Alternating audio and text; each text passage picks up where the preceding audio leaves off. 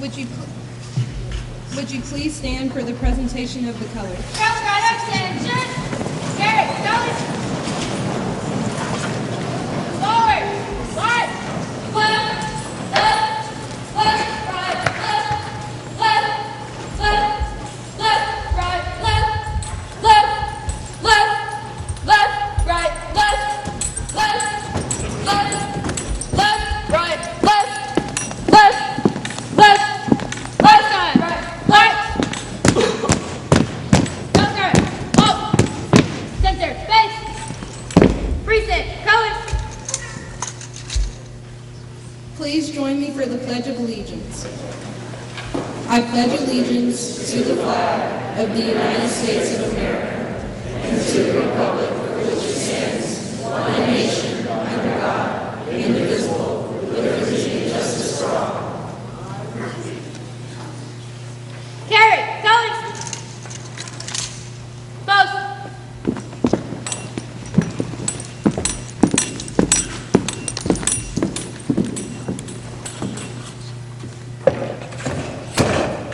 Reset! Arm! Order! Arm! Post!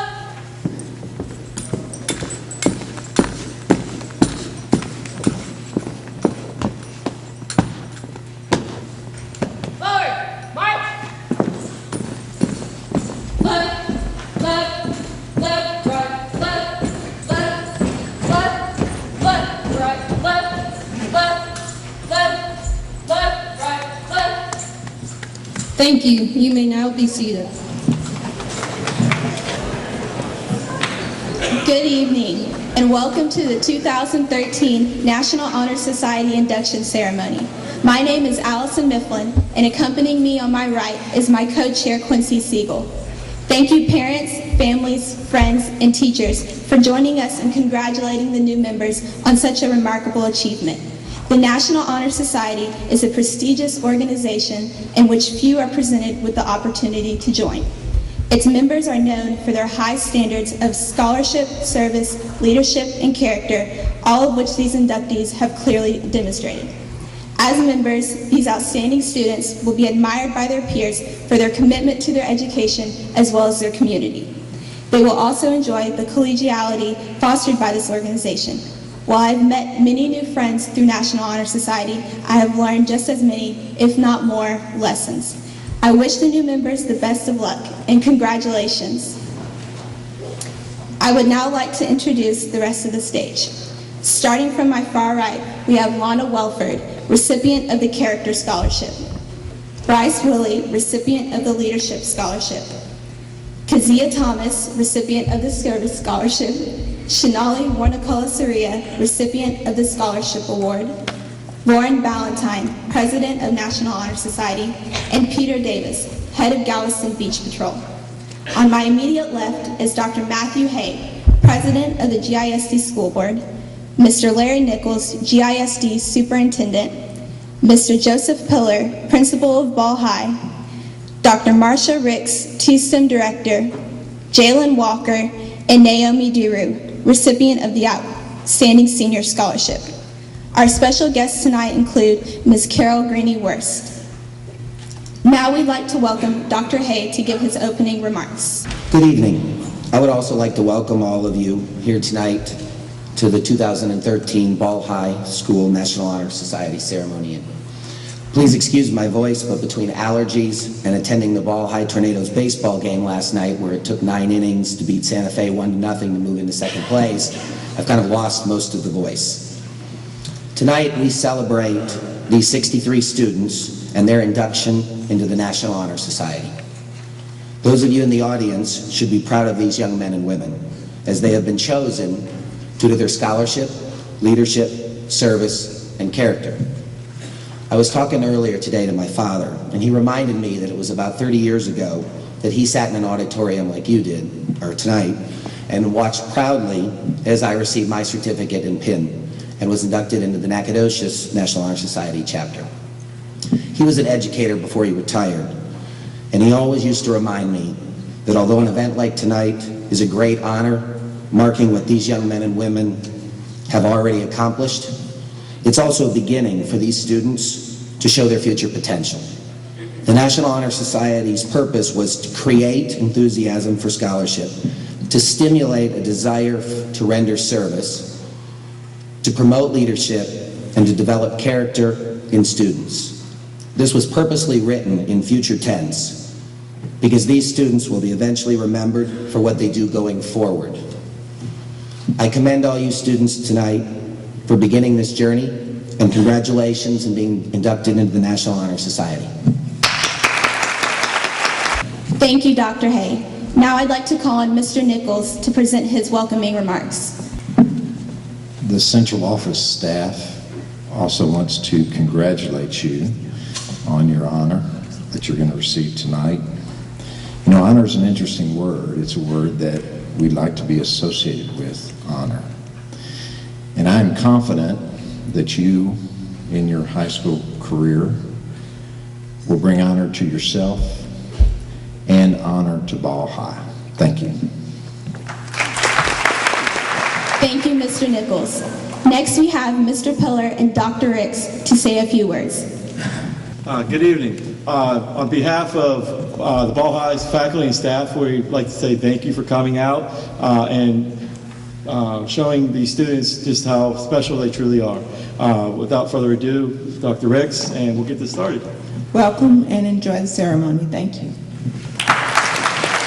Thank you for those welcoming remarks. I now have the pleasure of introducing our keynote speaker, Peter Davis. Most of us know the keynote speaker, Peter Davis. You see him on the beach, at junior lifeguards, at the lifeguard barbecue, and all around town. Peter has been an open water lifeguard for 30 years, the face of Beach Patrol, and currently serves as chief of the Galveston Beach Patrol and of the Park Board Police Department. He is responsible for over 100 lifeguards and police officers, as well as a junior lifeguard program of about 100 kids and teens. He volunteers as the Secretary General of the Americas region of the International Lifesaving Federation, as well as the Vice President of the United States Lifesaving Association. He holds a BA in psychology from Trinity University and an MFA in studio art from the University of California at Davis. Peter is an instructor for open water lifeguarding and personal watercraft rescue, an emergency medical technician, a peace officer, and a public safety diver. He produced and co-wrote the educational video, Texas Beaches, Know the Dangers, which won both the National Telly and Communicators Awards.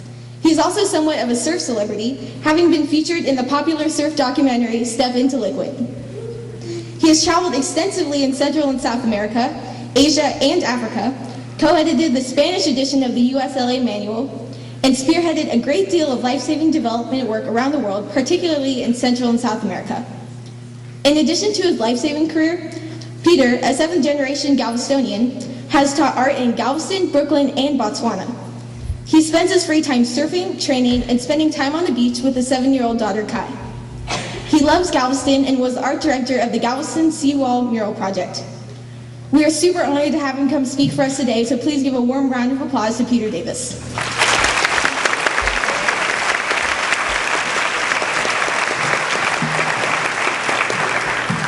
Good evening. I see a lot of familiar faces out there. So I was telling Quincy, and thank you for the invite, specifically to you, and to all of you. I feel very privileged and honored to be part of this evening and part of this group, and very flattered to be here. I hope the speech goes good. We'll see how it goes. I had a speech planned that was probably kind of boring. And my wife was, kind of helping me with it. And she's like, well, what do you want to talk about? I was like, well, I'd like to talk about something that people care to hear. She's like, well, what do you got so far? And I said, well, it's about values and leadership and that. And she goes, and she stopped me right there. And she said, you think they want to hear about that? And I was like, probably not. So I decided to write about something very close to my heart, but something that also encapsulates core values that can be applicable to other areas or to anywhere. So I decided to talk about surfing. Hope you guys don't mind. Because I see a lot of junior guards and surfers and all kind of stuff out in the audience. And I also wanted to talk about surfing because we all know a lot about it, even if we don't specifically surf, but being from a coastal area. And we know a lot about what constitutes I guess, the essence of what a surfer is. So let's see how it goes. I started surfing in 1976, and I graduated from Ball High School in 1983, so I'm especially privileged to be here because of that. At the time, I had this guy across the street. He was a neighbor named David Schutz, and we bought these old, beat-up, cruddy 70s style surfboards. And we bought them in the wintertime and we couldn't go out yet, so we were sitting on top of our beds, we put them on there, and we tried to, see what it would be like to actually surf, and we'd go out and boogie board, in the summertime we'd done that, so we were trying to see how it'd be to actually surf. We had no clue what we were trying to do. We started, my mom was always sitting on the pier watching. I don't know what she would have done if I got in trouble, but she was always right there with us. She brought dogs, everybody was down there. And like a lot of Galveston people, we spend a lot of time on the beach and on the seawall, just like a lot of you guys do, I'm sure. And then I kind of hooked up with a group of guys, and I was about 8th grade or so, and it was a real social activity for me. It was sort of like a peer group. We could identify with each other, support each other. It was a good friendship based on this common bond of I don't know if it was really surfing. It was more sort of just like the image of what a surfer is at the time. And little by little, I started spending more and more time in the water, and realized that I was surfing more alone, really, than I was with other people, and that there were things about this particular sport or that particular environment that drew me to it. And part of that was when I was sitting in the seats that you're in right now, and the age you're in. Like a lot of you, I had suffered a lot, and like a lot of people, like everyone goes through stuff throughout their life, and some of us it hits earlier than others. So I had, a really messy divorce and a lot of ugly stuff at home and some financial problems. So I was putting on my high school face, because we don't share who we are with each other all the time, especially at certain ages, and coming here and acting like I wasn't hurting inside and all that. And I was working at night, spending about 40 hours a week working at a restaurant, and sometimes extra jobs on the weekends, because we were having, trying to support the family and all that kind of stuff. So I kind of missed a lot of the fun times in high school, and I unfortunately was not an Honor Society student, although I would have loved to have been that. So what happened was my escape became surfing. And so it became more than just a sport of friendship or a sport for image, but it became also a way to sort of center myself, to kind of get myself back in. And some of that was the ocean, and some was the actual sport of surfing. And then as I grew up and I hit high school and everything, while I was in high school, I still surfed a lot alone, but I also had friends that did. And we were well, the word is, I don't know if you still use it, but the word was hardcore. We were really hardcore about it back then. And hardcore is really, it's just another word for committed, which is about commitment. And so it was just a more palatable word for us. We said we were hardcore, but really we were committed to this thing, and that was a real lesson for us to be able to commit to something like that.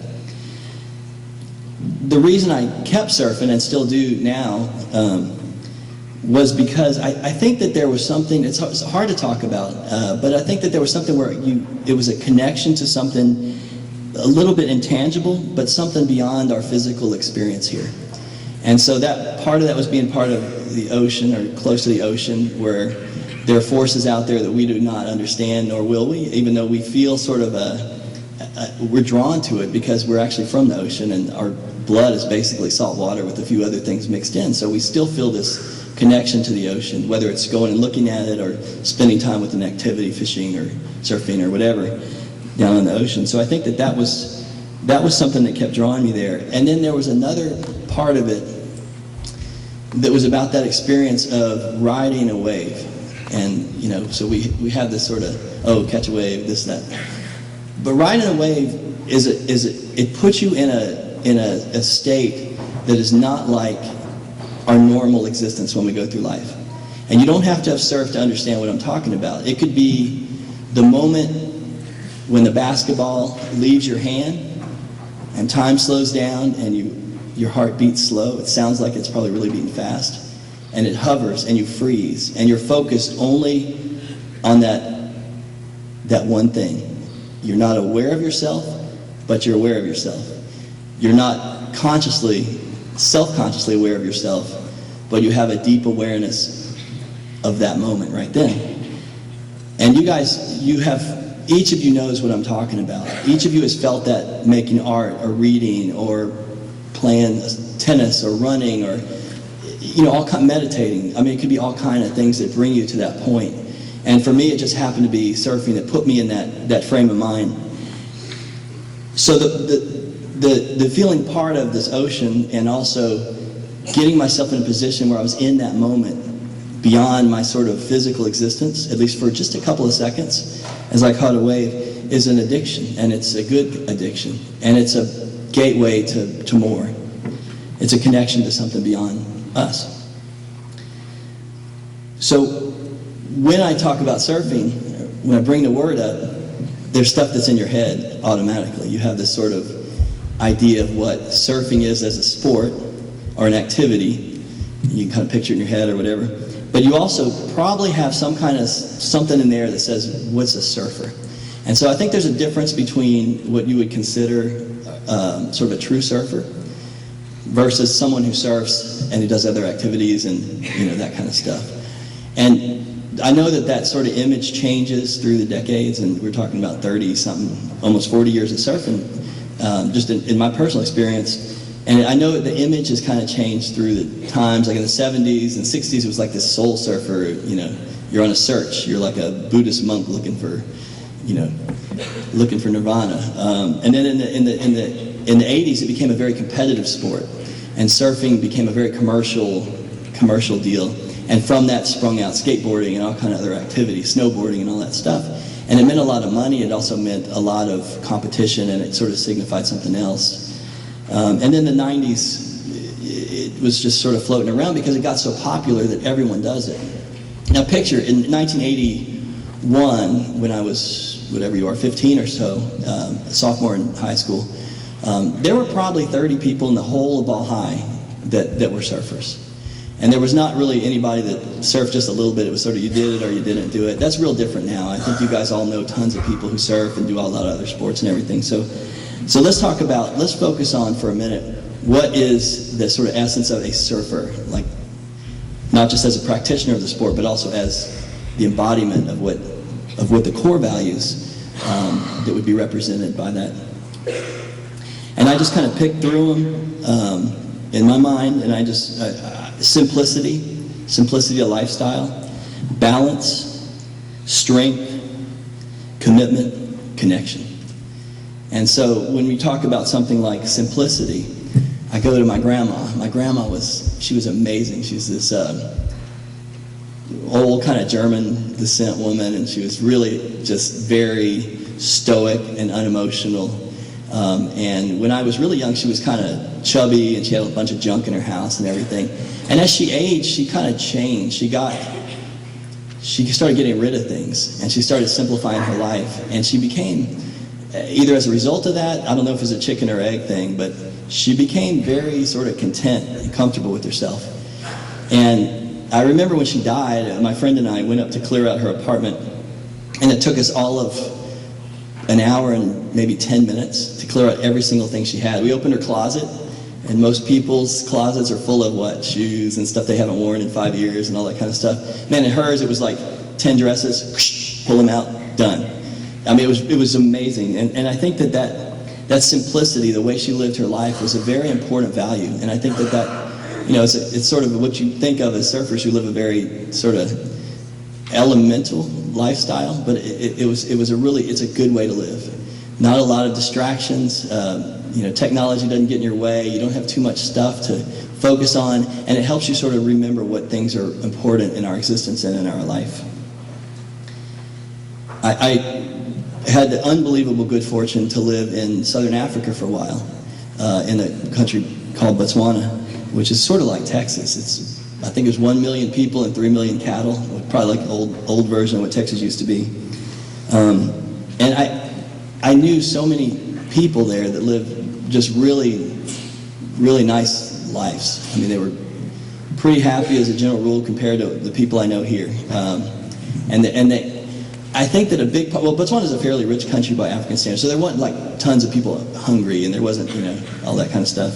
But there were, a very, very rich person in the village I lived in would have a pair of shoes And the students, I taught art, so the students I taught, they had one school uniform and they wore it, and then on the weekend they had their other clothes. And so it was just really not a lot of material things that they had, but they seemed to be able to replace that with stuff that was very significant. And I just remember the communication style that people had, where people really listened before they spoke and they didn't cut each other off. Have you ever noticed how many times we cut each other off during a conversation? I find myself doing it and trying to stop myself and then falling back into it. But I think we live these fast-paced lifestyles where we're consumers, we're tearing through the technology, we're tearing through the conversations, we're trying to get all this stuff done. We basically have collective cultural ADD. And that was real different than when I came back. It was a hard adjustment for me. Just communication was difficult, and that was something that I'll never forget. But I think it was a result of that simple lifestyle. And I think it was a result of not filling your life with noise, just noise, to keep yourself from having to know yourself, to keep yourself from having to really hear other people, and to keep yourself from feeling the depths of the emotion that we feel on a day-to-day, just to be a person. I mean, there's so much stuff that we don't let ourselves feel because we just fill it up. And so I think that one lesson I would hope that I can reach by the time I'm an older guy is to remember that value of simplicity, that core value, is a really important part of good living and of reaching our potential as people. I don't mean you shouldn't play video games. I'm not trying to say that. I just say everything has its place. The second core value I talked about was balance. And, obviously surfing is a sport that requires a lot of balance. You have to be able to stand on one foot, kind of like yoga. But balance is a metaphor for so much more. It's about the balance of our family and our work, balance of our physical and spiritual selves, diet, exercise, the right kind of sleep, some type of meditation. I don't mean and sitting. I mean, meditation can be an activity that you love that is worth doing when you're alone. It doesn't have to have a bunch of background noise. Something that makes you feel whole. That's the balance. And the Buddhists, they talk about the middle path, which, in sort of different versions of Buddhism, they talk a lot about the middle path. And the middle path basically means, everything has its place and balance. You have a healthy amount of exercise, and you eat the right thing, and you think about things in a balanced way, and you try to keep your life centered, so that you can know yourself, so you can be of service to others, and so you can reach your potential as a human. Strength is the next core value of surfers. And obviously, any sport requires a certain amount of physical strength. I alluded to this, or I actually talked about it earlier, but none of us get through this life. None of us get through our experience on this plane of existence without feeling some very, very significant pain. It may happen to you now, it may come in the future, but eventually everyone's heart gets broken a lot of times, and everyone loses people that are very close to them. And everyone experiences great joy. What we want to do is maximize that joy and minimize that pain by sort of accepting the nature of our existence, that it is pain, that we have pain in our life. And one of the main things to help us with that is to grow and build, guard our strengths. And that doesn't just mean your body's strength. I mean, that's an important part of good living is having a healthy body. And, we're animals, we got to exercise. I mean, dogs need to run, and so do we. It's not that different. But we also need, because we are a different kind of animal that hasn't existed yet, we need to develop and guard and conserve strength, mental strength. And so we need to put ourselves through mental exercises. And I know I'm preaching the choir here because this is an extremely accomplished group. And I think that, you guys know the value of hard work, or you wouldn't be sitting in this room. And you're to be very commended for that. We also, with that mental and physical strength, we need to prepare for emotionally for what we're going to face as we go through life. And we need to keep a reserve up because things will happen. And we want to not let those beat us down. We want to remember that that's part of the joy of living, the pain and the good stuff. It all comes together. We wouldn't have all the good without the bad. So nurture that strength of spirit, and remember that as you go through life, things are going to try to chip away at that, and you don't have to let it. You just need to be aware it's coming, and don't deny that it's coming that way. 2 more for the surfers. Commitment, that hardcore. Remember I talked about being hardcore? The commitment is really about when you choose to do something, you're in it. So whatever you decide to commit to, and I know that you've committed scholastically and through activities here already, but whatever when you're picking your life path, make sure that commitment is what you want to do. Make sure you're not having it imposed on you by other people, or not doing it to keep someone else happy. And make sure it's not just the version of you that's really self-indulgent, because we all have that side to it, and you're not just committing to partying, you're not just committing to having a good time. I mean, you want to do all that stuff, but you want to commit to something that will nurture you through the course of your life. And so, don't be in a rush to choose what you're going to do, but when you do choose it, put everything into it.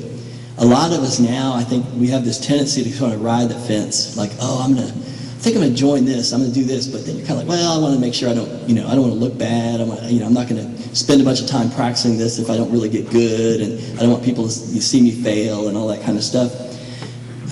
I think commitment is about losing some of that fear and just committing to it, but committing to something that nurtures you. So when you pick it, make it yours. When you're choosing a path, when I talk about riding the fence, I'm going to come back to surfing again because it's my comfort spot. But again, fortunately, I've been able to travel a lot and surf a lot of beaches, and some of that volunteer work that happened during Induction has allowed me to travel to all beaches all over the planet and surf in a lot of places. And there's a lot of different kinds of surfing out there. There's performance surfing, and then there's kind of a stylish longboard kind of thing, or stand-up paddleboarding, and then there's big wave surfing. And from Texas, I'm obviously not a big wave surfer in that sense of it, but I have surfed some pretty big surf. And one thing that every big wave surfer will tell you is that it is really important to commit. If you are at all hesitant, you have to once you make that decision, that wave, that big giant wave coming at me, I'm getting that one. Once you do that and you start paddling, any thought of failure has to be put aside. Your fear, you have to acknowledge that fear, and you have to get past it. I'm not saying don't feel afraid, but you have to not let it affect your performance. And once you go to take off on that wave, you're in it. If you're at all hesitant, you can get hurt really badly. So, once you commit, you're all the way in, and that's it's a metaphor for life. Once you commit to something, commit to it. For better or for worse, but you evaluate and then you go for it. And the final one is connection. And I talked about connecting to the ocean and connecting to whatever it is that's hard to talk about, that's beyond us in this room. But there's a lot of kinds of connection that are very valuable throughout your life. There's connection to community, which would include being a service to others and the value that has while we're here helping other people. Being a participating member of a group.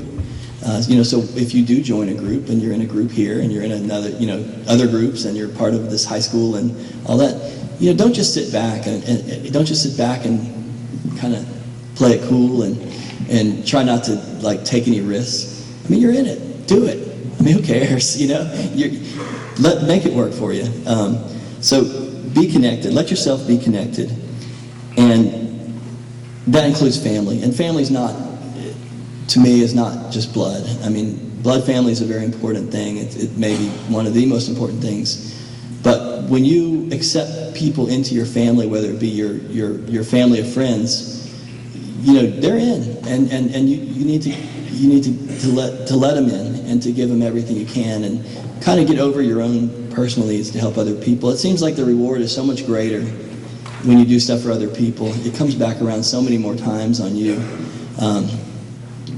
I was at a funeral this morning, and so I guess I'm a little bit emotional about this right now, but it was a good friend of mine who's the police chief out at Jamaica Beach, Andy McLean.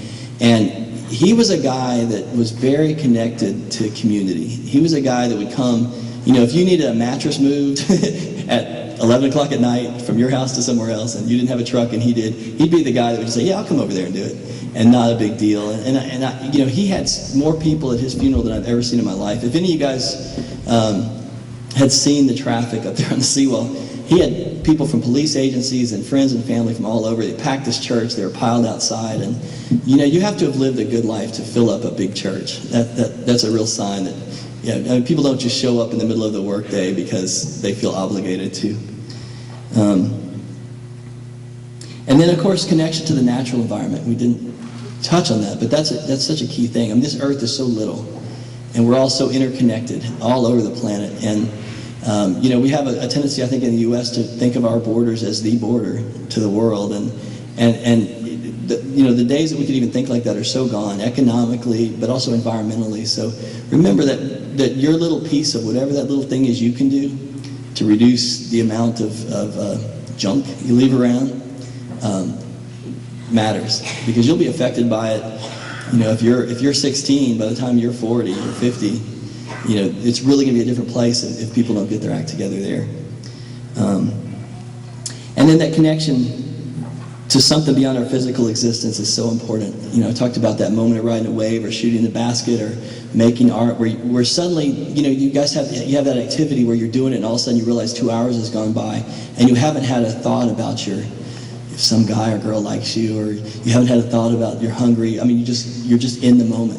And that experience is one of the best gifts that we have while we're here. So look for that magic.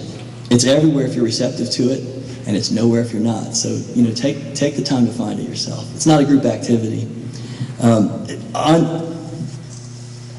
To finish up, I have this poem that I have kind of carried through. I first was introduced to it when I was about a sophomore in high school, and it's kind of gone with me through life. And I basically have it memorized. I read it when I need it. It's on my wall at work, and I don't read a lot of poetry. It just really stuck to me. And some of you guys will know it and some won't, but it's called Desiderata. And the rumor is, the urban legend is that it was on in Baltimore, that it was when the church in 1692 it was written in, but actually it wasn't. It was written. Let's see. I got it right here. It was written in 1927, but the guy that wrote it, Max Ehrman, wrote the date of the church when the church was built on there somewhere, and people misinterpreted it. But so if you hear about it, some people will tell you it's a really old poem, and some will say it's a kind of old poem. I like thinking, and I'm going to continue to think, that the 1692 date, because I think this can go everywhere. I think it would apply from then to now and into the future. Go placidly amid the noise and haste, and remember what peace there may be in silence. As far as possible, without surrender, be on good terms with all persons. Speak your truth quietly and clearly, and listen to others, even the dull and the ignorant. They too have their story. Avoid loud and aggressive persons. They are vexations to the spirit. If you compare yourself with others, you may become vain and bitter, for always there will be greater and lesser persons than yourself. Enjoy your achievements as well as your plans. Keep interested in your own career, however humble. It's a real possession in the changing fortunes of time. Exercise caution in your business affairs, for the world is full of trickery. But let this not blind you to what virtue there is. Many persons strive for high ideals, and everywhere life is full of heroism. Be yourself. Especially do not feign affection. Neither be cynical about love, for in the face of all aridity and disenchantment, it is as perennial as the grass.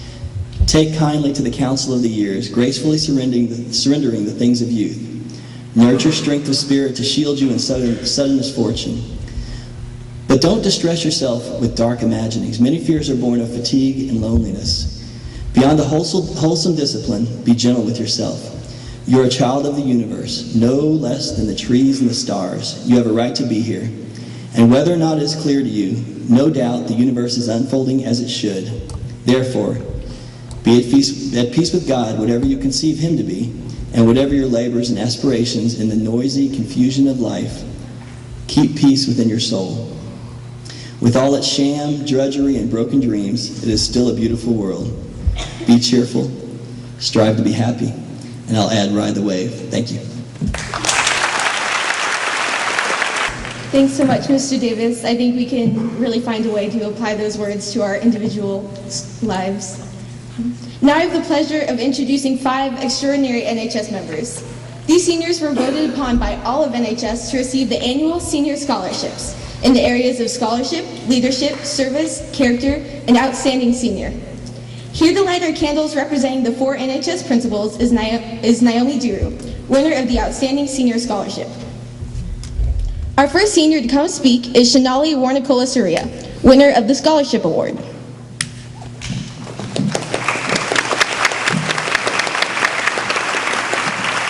Scholarship means a commitment to learning.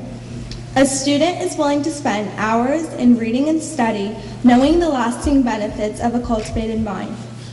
We should continue to learn even when formal education has ended, for education ends only with the end of life.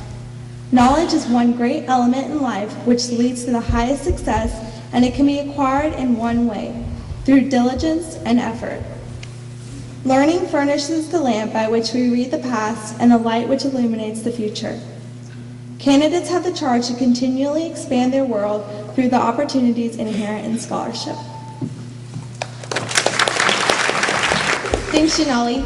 Our second senior to come speak is Kazia Thomas, winner of the Service Award.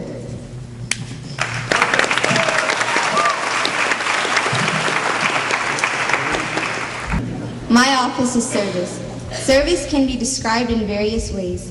In the routine of the day's work, many opportunities arise to help others. Willingness to work for the benefit of those in need, without monetary compensation or recognition, is the quality we seek in our membership. We are committed to the idea of volunteering our time and abilities to the creation of a better tomorrow. Thanks, Kazia. Next is Bryce Willie, winner of the Leadership Award.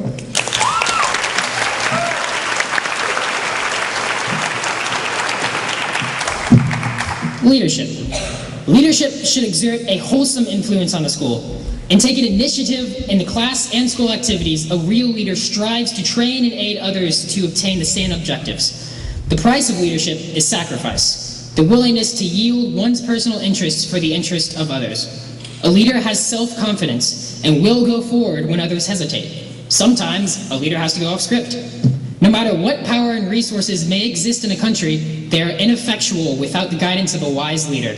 Leadership is always needed. Thus, to lead is a substantial charge to each of our members. Thanks so much for that, Bryce. Last but not least is Lana Welford, winner of the Character Award.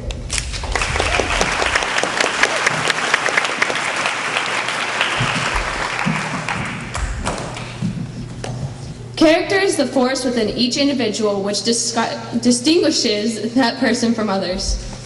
It gives us our individuality. It is that without which no one can respect oneself nor hope to attain the respect of others. It is this force of character that guides one through life and, when once developed, grows steadily. Character is achieved and not received. It is the product of constant action, daily striving to make the right choices.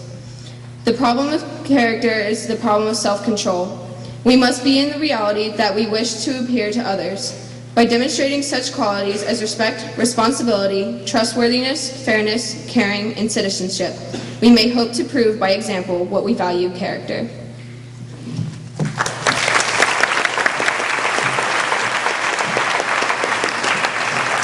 Thank you, Lana, and to the rest of the scholarship recipients for those inspiring words. Now is the moment you've all been waiting for. At this time, I'd like to begin the induction and call the new members to the stage to receive their certificates. Luis Araujo.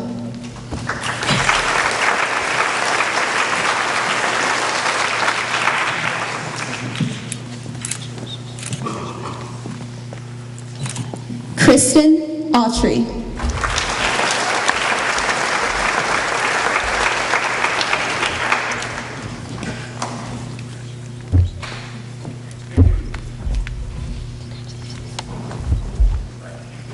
Tyler Baquette.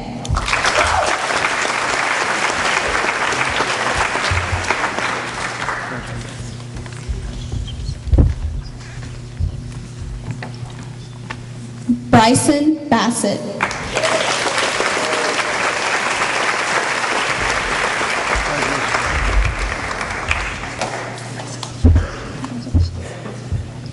Emma Bassett.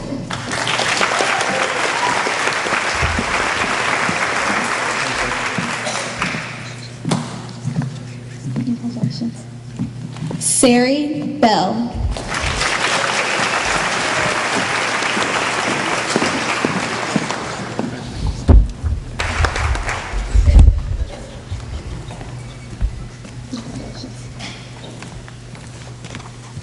Michael Butler.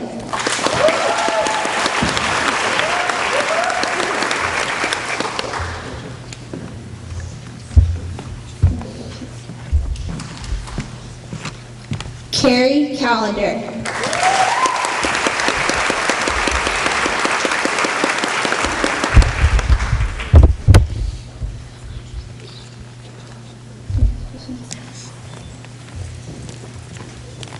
Ellie Cherry Holmes.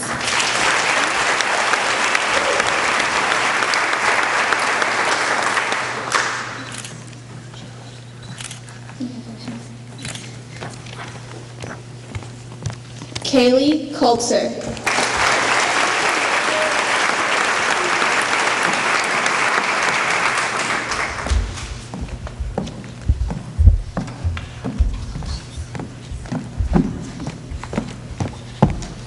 Miles Cooley.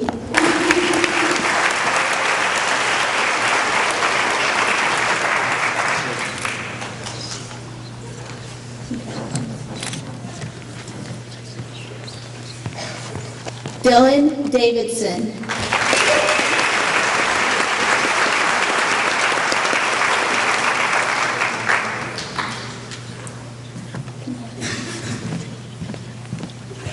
Will Dickerson.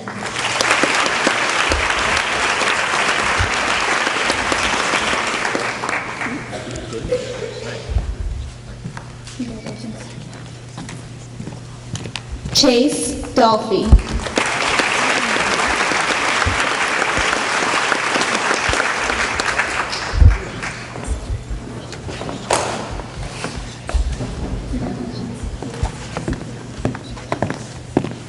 Nathan Dutzel.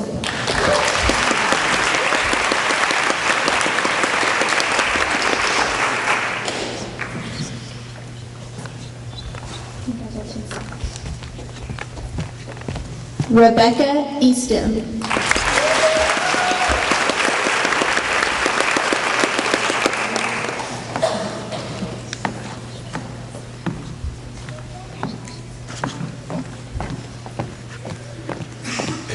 Emily Elson.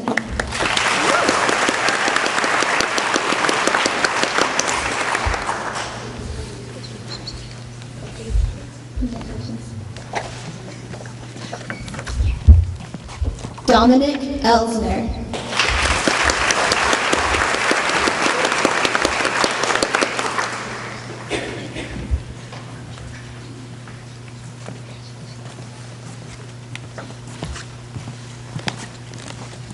Constanza Fernandez.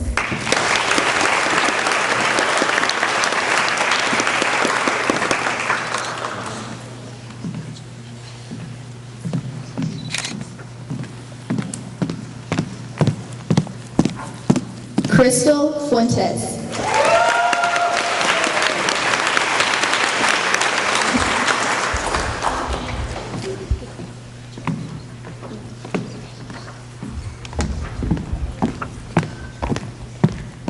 Mateo Garofalo.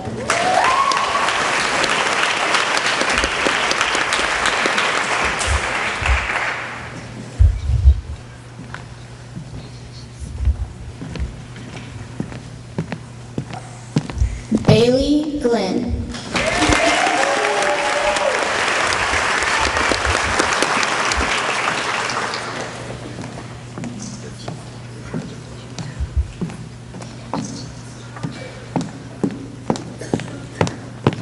Stephanie Gomez.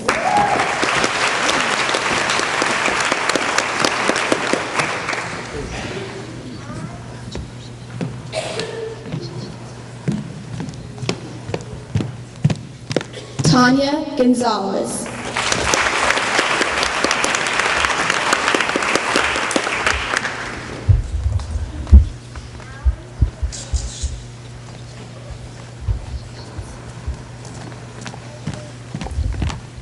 Hunter Green.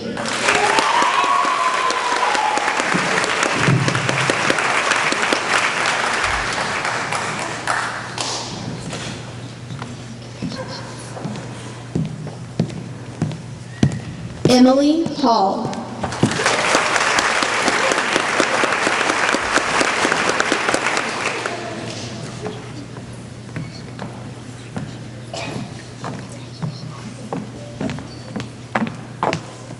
Quentin Hamas.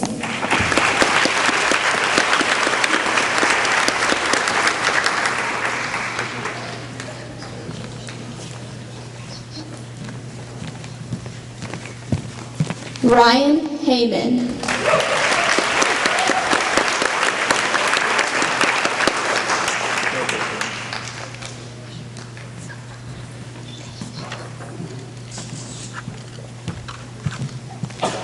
Natalie Henson.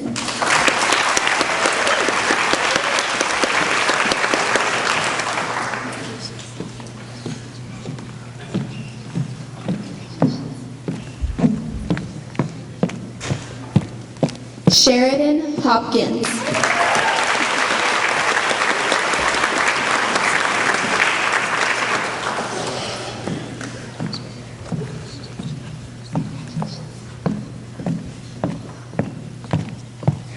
Maria Castis.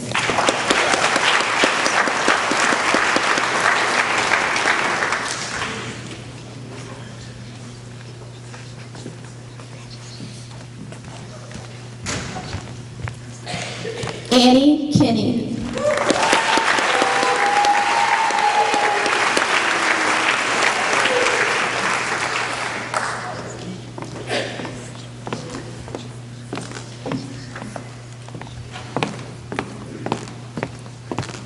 Jacob King.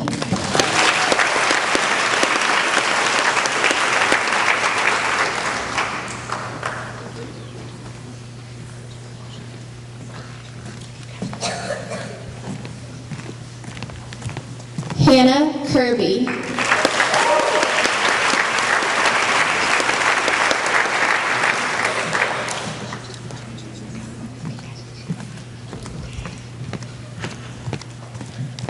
Heather Kirby.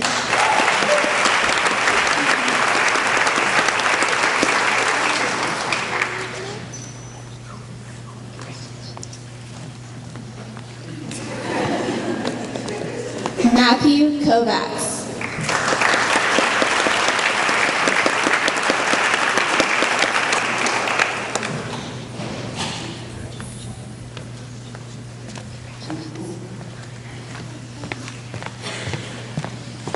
Brandon Laughlin.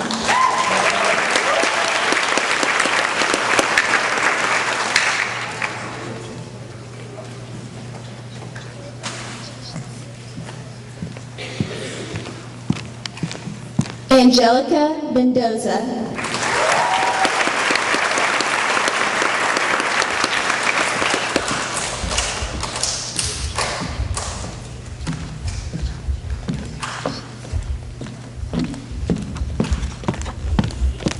Marcy Mashad Hansen.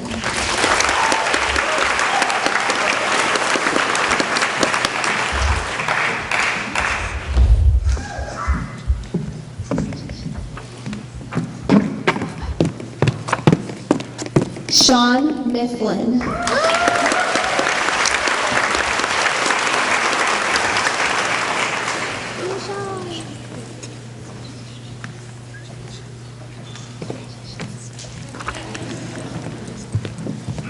Kylie Morgan.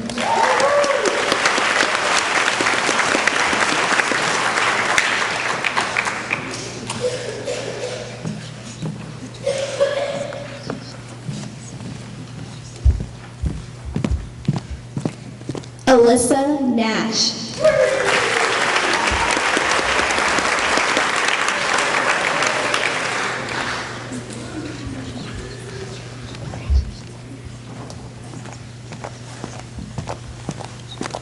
Angelica Ortiz.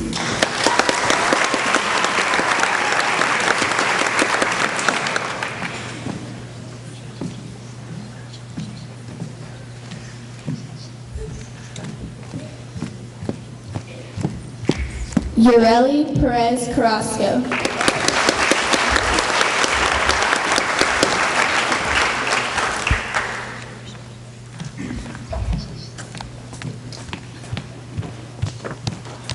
Devin Peterson.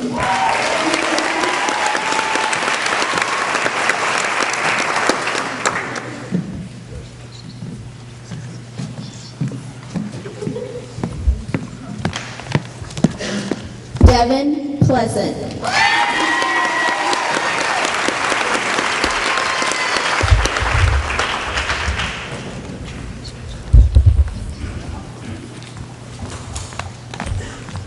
Margarita Ramos.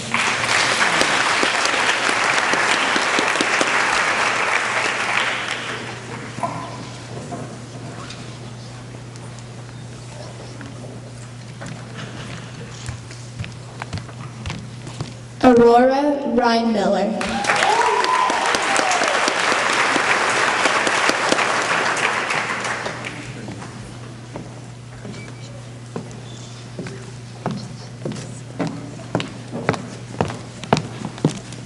Chastity Robinson.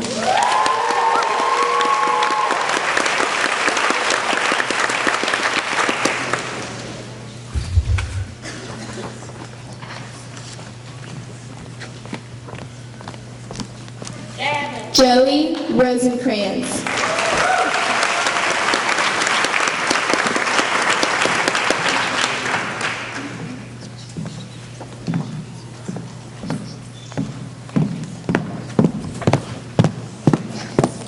Omar Sada.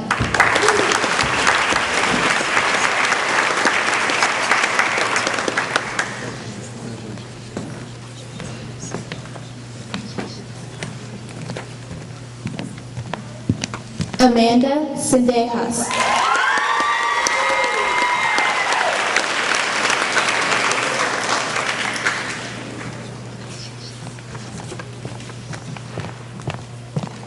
Jacob Simon.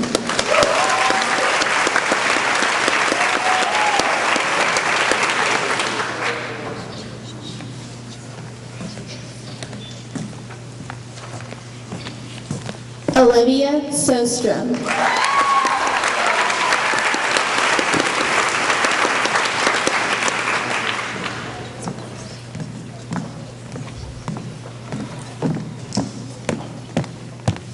Anthony Springer.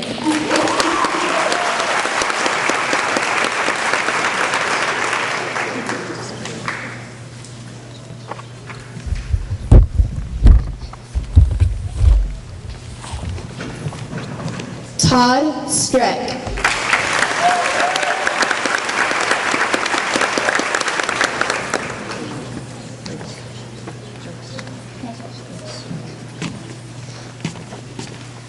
Joseph Termini.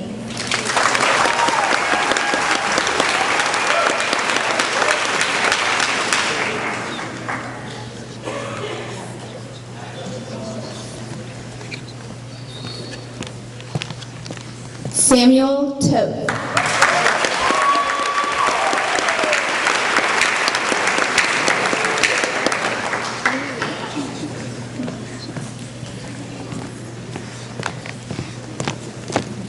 Brandon Urbina.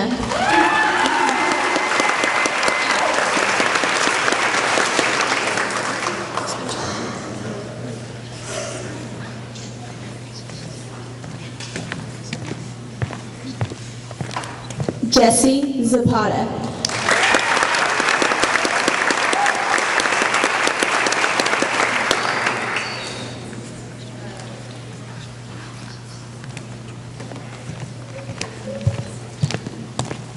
Gabriela Zapata.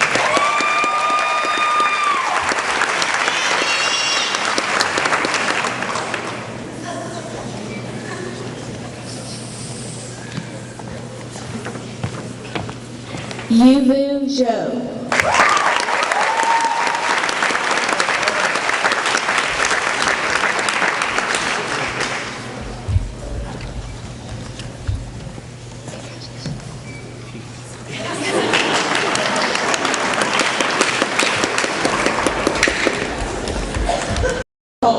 The high purposes of the National Honor Society to which I have been selected.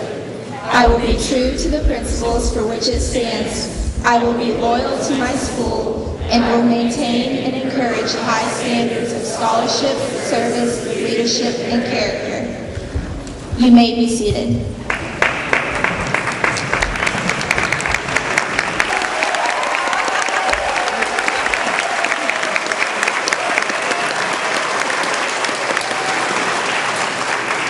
Now I'd like to call National Honor Society President Lauren Ballantyne to give her charge to the new members. Okay. To our newest members of National Honor Society, I say congratulations and welcome to the club. You're in. You got the invite to this party. So you might be asking yourselves, now what?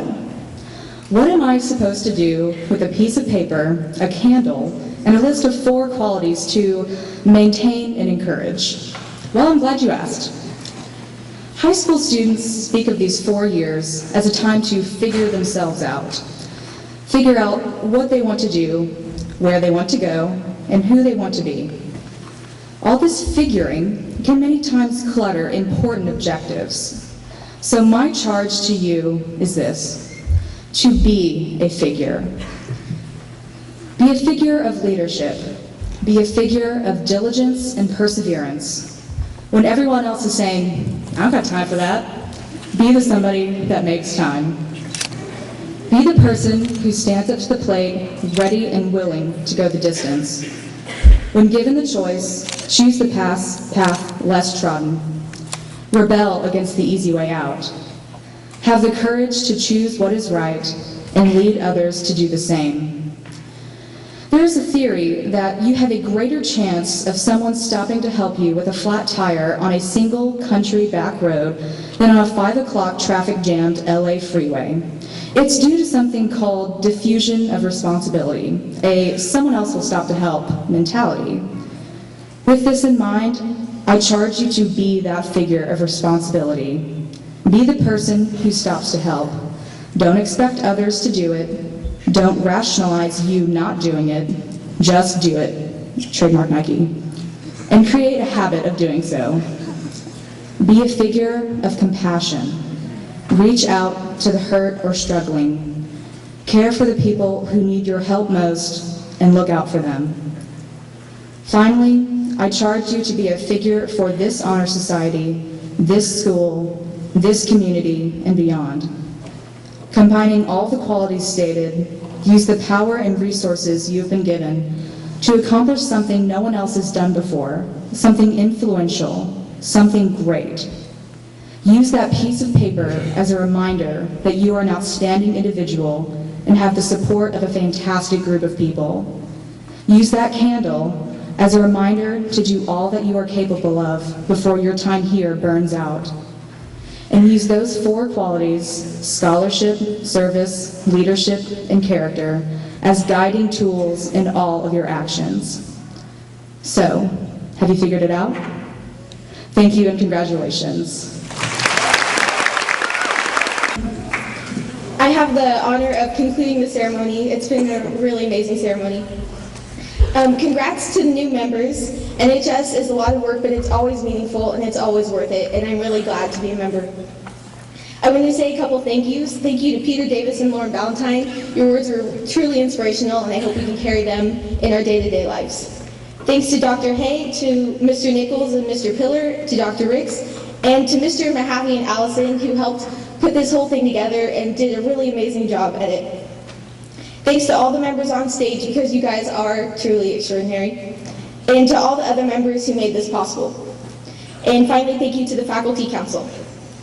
Now, everyone is invited to attend a reception in the Commons, generously catered by the Monroe family. NHS members, please keep in mind that it is mandatory that you attend and sign the book. Thank you all for a great induction, and have a great night.